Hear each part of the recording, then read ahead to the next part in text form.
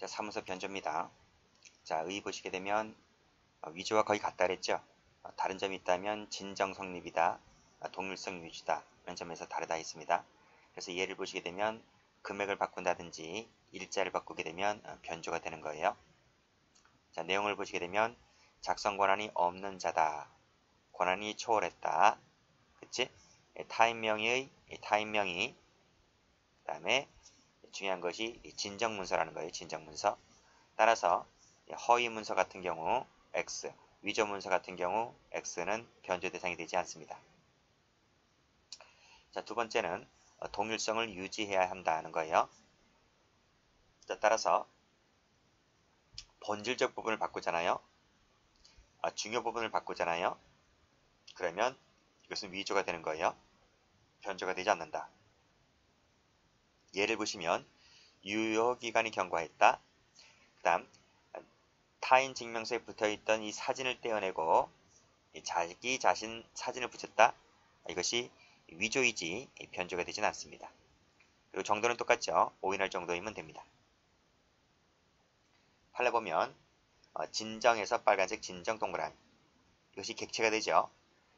밑에 보면 이미 진정하게 성립된 타인의 문서가 존재하지 않는다면 그때는 변조죄가 될 수가 없다고 봤습니다. 판례. 자, 빨간색으로 승낙 없이 동그라미, 권한 없는 자지, 그치? 그러면 위조나 변조가 될 수 있는 것이고 동일성이 유지가 되면 변조가 되는 것이에요. 자, 그런데 명의자에게 유리하게 그 다음에 결과적으로 그 의사에 합치한다고 했다 하더라도 변조죄가 된다는 판례입니다. 이 판례 별표. 왜요?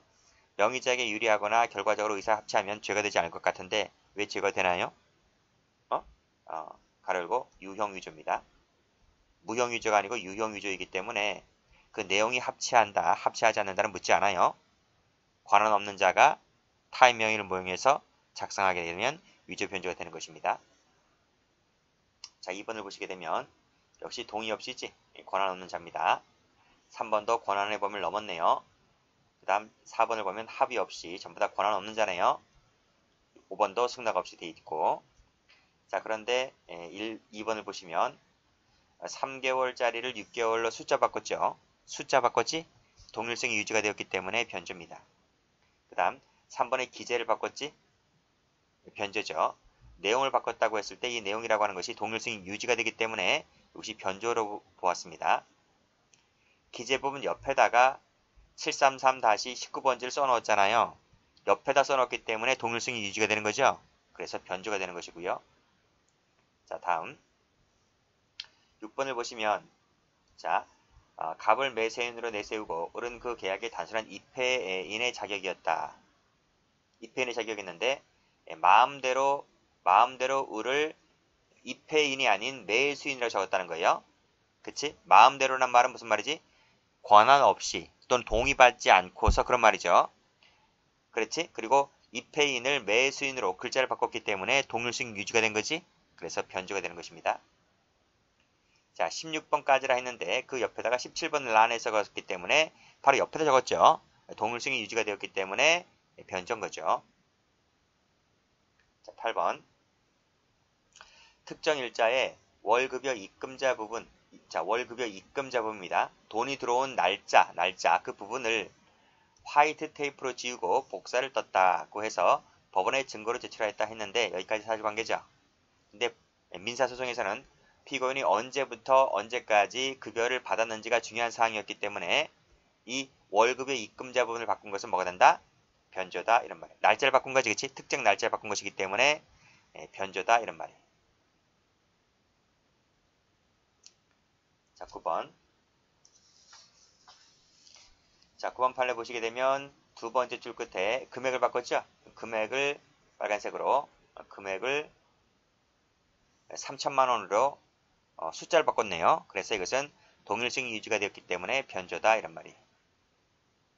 다음 10번을 보시게 되면 자, 이사가 이사회 회의록을 서명 대신 서명 거부를 기재하고 그에 대한 서명을 하면 뭐뭐의 일부 가지고 나와 있는데 여기서 이사회 회의록의 작성 권한자인 이사장이라 할지라도 이를 임의로 삭제하였다. 임의로 삭제 동그라미 하였다면 이것은 변조다 이런 말이에요. 자, 다시 첫 번째 줄. 이사회 회의록에 관한 이사의 서명 권한에는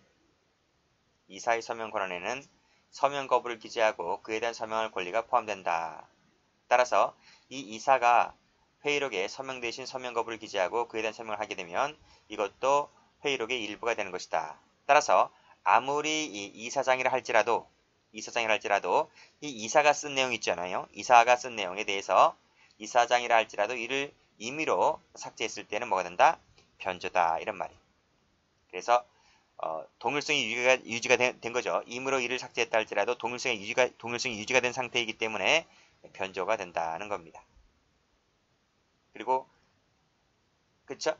이사장은 이사가 쓴 부분에 대해서 임의로 변경할 수 있는 작성 권한이 없는 사람입니다. 그래서 썼기 때문에 변조죄로 처리한 겁니다.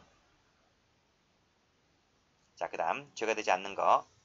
위임을 받았다 했으니까 권한이 있는 사람이지 권한이 있기 때문에 죄가 되지 않는 거고요.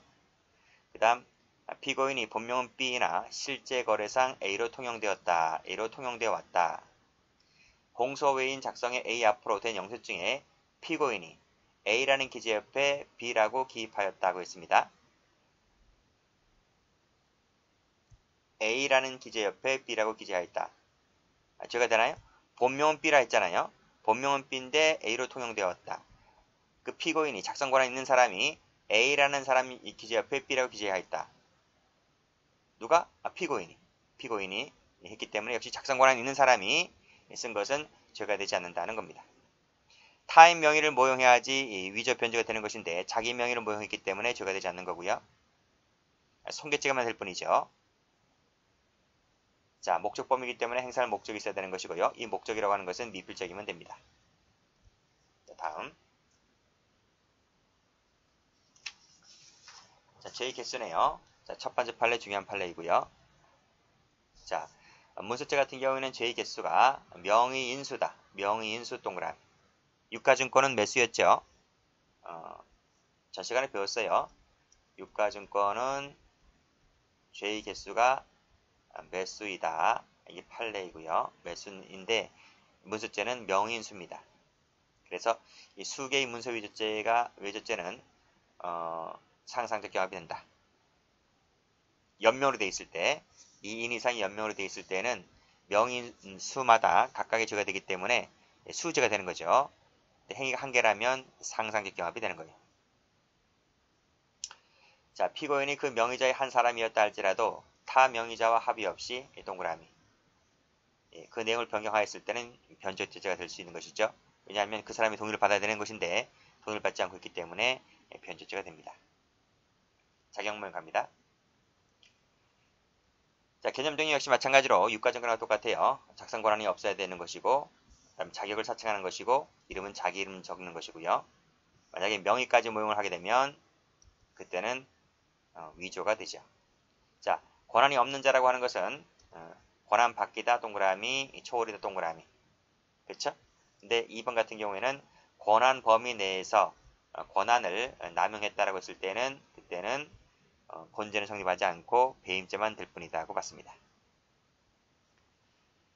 자, 됐죠? 나머지는 다 됐고요. 다음 페이지 갑니다. 자, 중요한 판례 나오네요. 이 판례 별표 쳐보세요. 그 다음 밑에 판례도 별표를 쳐보세요. 자, 올라가면 자, 자격모용 작성죄에 있어서 타인이라고 하는 것은 자연인, 법인격 없는 단체뿐만 아니라 독립된 사회적 지위를 갖고 활동하는 존재까지도 포함된다고 봤어요. 그것이 바로 밑에 나와 있어요. 밑에 나와 있는 빨간색으로 공공부동산, 땡땡부동산 상호를 가진 그 중개업소죠. 이것도 타인이 될 수가 있다는 겁니다. 자, 가로 2번 대리하거나 대표할 권한이 없는 사람이 권한 없는 사람 밑줄 그시고 이 사람이 누군가요? 여기 중개사 사무소 직원이에요. 직원이 공인중개사란에 무슨 대표자 하면서 자긴 대표자도 아닌데 대표자라고 하면서 자신의 이름을 적었어요. 라고 했을 때 자격모형 사칭죄가 된다는 거예요. 됐나요?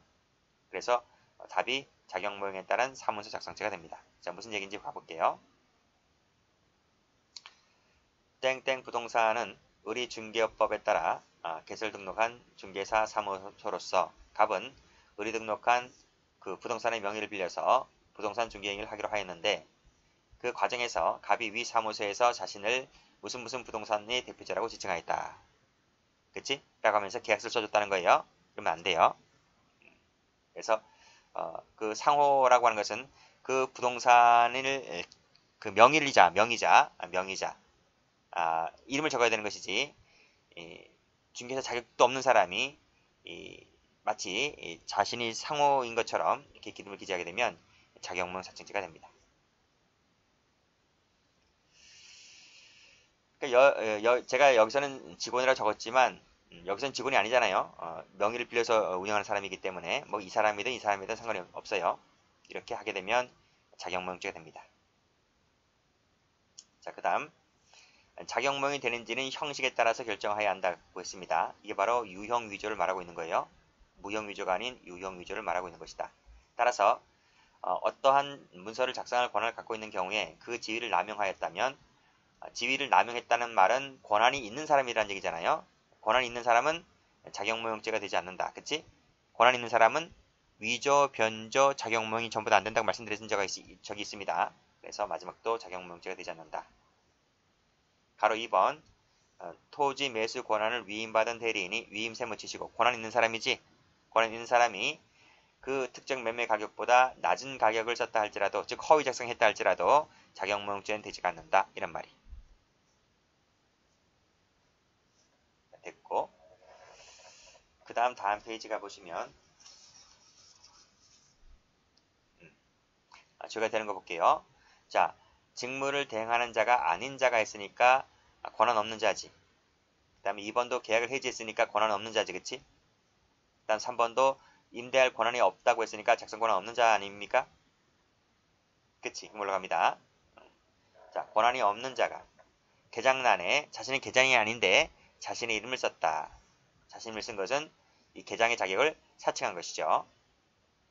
그 다음 2번도 보시게 되면 자신을 위 단체의 대리인으로 기재를 했다라고 했으니까 대리인 자격을 사칭한 것이고요. 그 다음 3번을 보시게 되면 을회사 피고인 이렇게 기재했습니다. 역시 자격을 사칭한 것이고요. 권한이 없는데도 불구하고 4번을 보시면 대표자, 신임 대표자가 선임이 되고 전임 대표자에 대한 직무집행 정지, 가처분 결정이 있은 후에 위 가처분 결정이 취소가 되었습니다. 라고 했을 때 전임 대표자가 위 결정을 알면서 가처분 결정 시부터 위 취소 시까지 행한 그 의사록은 뭐가 됩니까? 자격 사칭이 되는 거죠. 자, 그러나요? 자, 맨 밑에 3번 가보시면 자, 사실관계 똑같지? 전임 대표자에 대한 직무집행 정지 가처분 결정이 있은 후 위 가처분 결정이 취소가 되었을 때 자, 종전 임원이 위 가처분 결정 이전 가처분 결정이 있기 이전에 작성한 것은 자격무용이 되는 거예요? 아닌 거죠. 그래서 이 3번 판례랑 자, 맨 위에 4번 판례랑 비교하시면 될 것 같아요. 각각 출제가 된 적이 있습니다. 그 다음에 밑에 판례 보시게 되면 승낙을 받았기 때문에 권한이 있는 자이므로 자격무용이 될 수가 없고 2번도 마찬가지로 대주주이다 보니까 역시 작성 권한이 있는 사람이므로 자격무용죄가 될 수가 없는 거예요. 다음 고의 갑니다. 목적범이기 때문에 당연히 목적이 있어야 되는 거예요. 그래서 이 본죄가 성립하려면 행사할 목적도 있어야 되는 것이고 마지막에 무슨 자격을 모형한다는 고의도 있어야 되는 것이고요. 자, 밑에 판례. 자, 이 판례 2번이죠. 2번 별표 치시고. 자, 1번 보시면 행사할 목적이라고 하는 것은 무슨 목적을 말한다고 했습니다. 그랬을 때 사문서를 작성하는 자가 다른 사람의 대리인 대표자로서의 빨간색으로 자격을 모형하여 뭐뭐를 했다면 행사할 목적이 있는 것으로 보아야 한다고 봤습니다. 시험은 2번이 나와요. 자, 조합장이 아는 사람이 했으니까 권한 없는 사람이지. 권한 없는 사람이 조합장의 직함을 사용했다면 바로 뭐가 되는 거예요? 자격무용죄가 되는 거예요. 이것이 바로 뭐다? 유형위조, 형식주의라는 거예요. 상대방이 알고 있었다. 다 필요 없어요. 이런 거 알고 있었다든지 조합장 직인이 아닌 다른 직원을 날인했다 할지라도 이런 것은 다 필요 없다. 그냥 권한 없는 사람이 조합장직함을 사용해서 썼다면 그 형식을 구비했기 때문에 그 즉시 자격무용지가 된다. 이렇게 보고 있으면 됩니다. 여기까지 합니다.